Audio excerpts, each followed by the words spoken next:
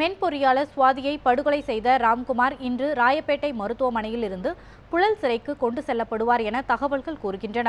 இந்த வழக்கு விசாரணையை 2 மாதத்தில் முடிக்க போலீசார் இலக்கு நிர்ணயித்துள்ளதாகவும் கூறப்படுகிறது.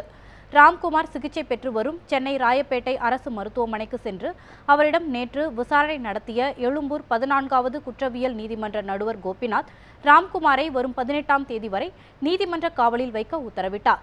இதனையடுத்து பொது வார்டில் இருந்து சிறை கைதிகளுக்கான வார்டுக்கு ராம்குமார் மாற்றப்பட்டார். சிறையில் அடைப்பதற்கு ஏற்ப ராம்குமாரின் உடல்நிலை இருப்பதாக மருத்துவ குழு சான்றளித்த பிறகு அவர் புழல் சிறையில் அடைக்கப்படுவார் என தெரிவிக்கப்பட்டது.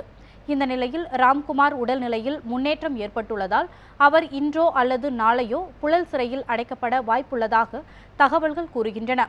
இதற்கிடையே இந்த வழக்கை 2 மாதத்தில் முடிக்க இலக்கு நிர்ணயித்துள்ள போலீசார் அதற்கேற்ப துரிதகதியில் செயல்பட்டு வருவதாக கூறப்படுகிறது.